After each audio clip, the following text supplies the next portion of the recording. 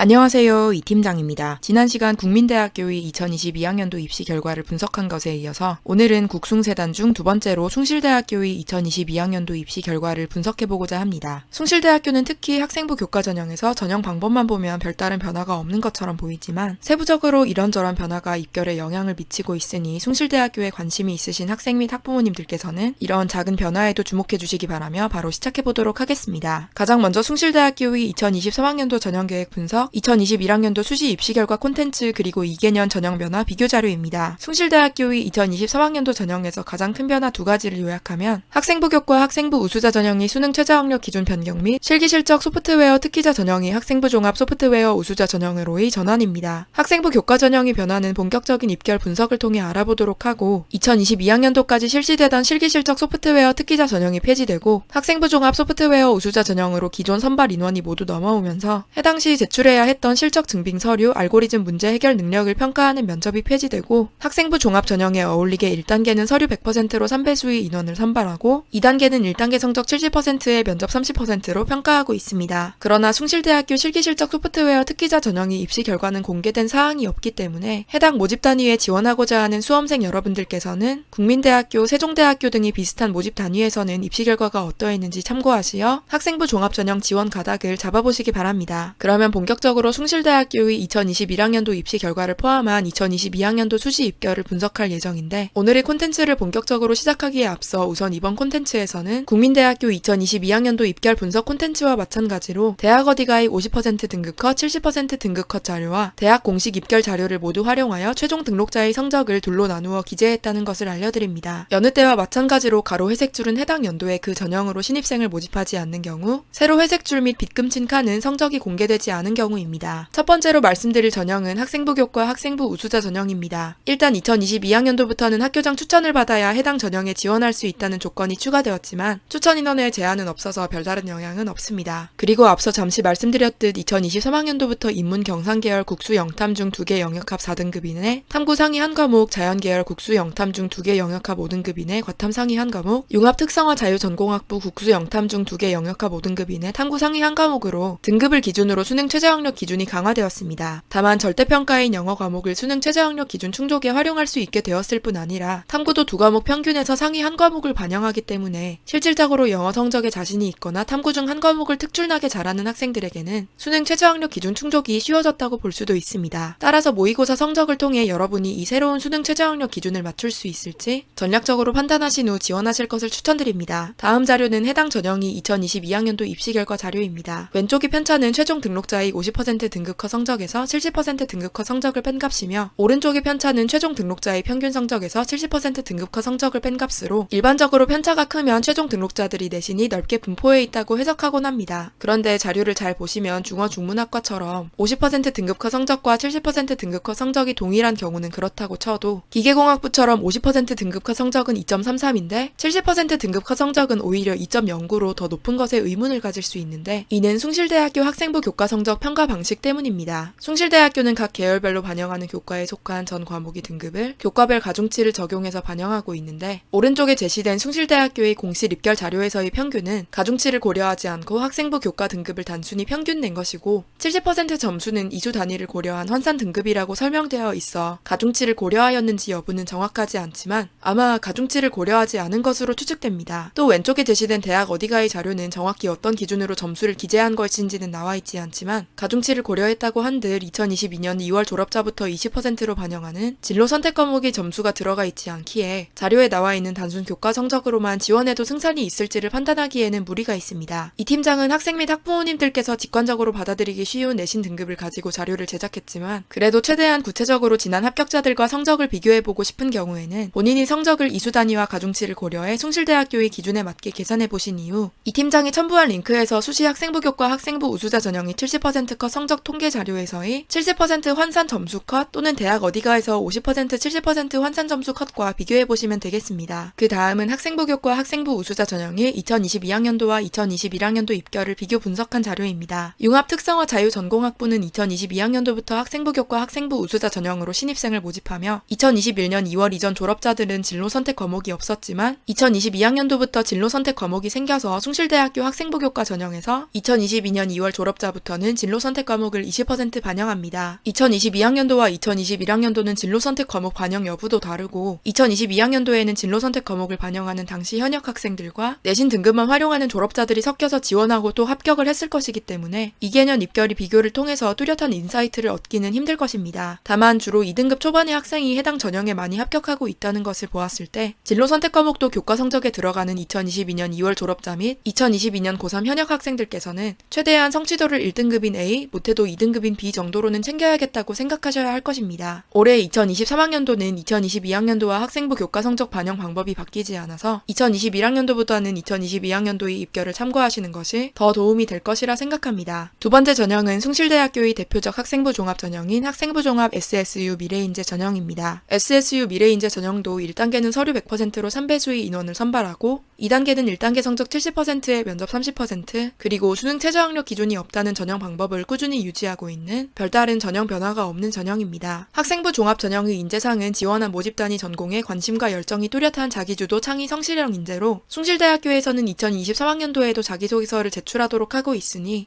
숭실대학교의 인재상 및 이를 뒷받침하는 6가지 핵심 역량에 대해 석 소장님께서 자세히 논하신 숭실대학교 인재상 콘텐츠를 읽어보시면서 서류와 자기소개서 준비의 방향성을 잡아보시기 바랍니다. 다음 자료는 해당 전형의 2022학년도 입시 결과입니다. 숭실대학교 입학처에 문의한 결과 해당 자료는 최종 등록자의 교과 평균 성적이라고 합니다. 오른쪽의 편차는 주요 교과 성적에서 전 교과의 성적을 뺀 것이고요. 독특하게 최종 등록자의 주요 교과와 전 교과 성적을 알려주고 있는데 여러분들도 그렇겠지만 대부분의 학생들이 주요 교과의 내신 성적을 더 열심히 챙기기 때문에 주요 교과의 성적이 보통 더 높은 편입니다. 그러나 정보사회학과처럼 최종 등록자들이 전 교과 성적이 더 높은, 즉 편차가 음수인 경우에는 합격군들이 전 교과 성적이 높은 경우가 많다고 해석하시면 됩니다. 그 다음은 해당 전형이 2개년 입결을 비교한 자료입니다. 2022학년도와 2021학년도 2개년 SSU 미래인재 전형 입결 비교 자료에서 최종 등록자의 주요 교과 성적에서 전 교과 성적을 뺀 편차 지표는 굳이 눈여겨보지 않으셔도 괜찮습니다. 그 이유는 먼저 영어 영문학과에서의 편차는 2022학년도 0.12, 2021학년도 0.07로 양수인 0.05이고 2022학년도의 편차에서 2021학년도의 편차를 뺀 값은 양수인 0.05이고 즉 2022학년도에 주요 교과와 전 교과 성적이 격차가 조금 더 나게 된 것을 확인할 수 있습니다. 반면 도거 동문학과에서는 2022학년도 마이너스 0.05, 2021학년도 마이너스 0.17로 2022학년도 편차와 2021학년도 편차를 뺀 값은 양수인 0.12고 이렇게 되면 2022학년도에 주요 교과와 전 교과 성적이 차이가 줄어들었지만 2개년 입결 비교 자료의 편차 지표만 보면 똑같은 양수값이기 때문에 해당 지표로만은 정확한 경향성을 알 수 없다는 것입니다. 따라서 최종 등록자의 편차에 한해서는 비교 자료보다 2022학년도 입결 자료와 2021학년도 입결 자료를 직접 보시기를 추천드립니다. 아무튼 2021학년도의 입시 결과와 같이 놓고 보았을 때 주요 교과보다 전 교과의 성적이 공통적으로 더 높은 모집 단위는 도거동문학과, 일어일문학과가 있습니다만 단순히 다양한 성격의 학생들이 많이 지원하는 학생부 종합 전형에서 매년 합격군이 달라지는 것에서 기인할 뿐이지 주요 교과보다 전 교과 성적이 더 높은 모집 단위의 공통점은 딱히 없는 것 같습니다. 마지막으로 경쟁률과 충원률을 기준으로 2022학년도와 2021학년도 SSU 미래인재 전형 입결 비교 자료를 정렬한 자료입니다. 4차 산업혁명의 흐름에 맞추어 AI 융합학부와 소프트웨어 학부는 모집 인원이 소폭 줄어들었음에도 경쟁률이 가장 많이 증가했네요. 그리고 충원률은 전반적으로 모두 감소하였고 이는 1단계 합격자들과 최종 합격자들 간 그렇게 괴리가 생기지 않았다는 것을 의미합니다. 2023학년도부터는 컴퓨터학부, 글로벌 미디어학부, 소프트웨어학부, AI 융합학부에서 기존의 학생부 종합 SSU 미래인재 전형뿐 아니라 학생부 종합 소프트웨어 우수자 전형으로도 신입생을 모집하는데 학생부 종합 소프트웨어 우수자 전형의 모체가 실기실적 소프트웨어 특기자 전형이었던 만큼 같은 학생부 종합 전형이어도 학생부 종합 소프트웨어 우수자 전형에서 소프트웨어와 전공과 관련된 역량을 더 비중 있게 평가할 것이라는 것을 기억하시길 바라며 마무리하도록 하겠습니다. 감사합니다.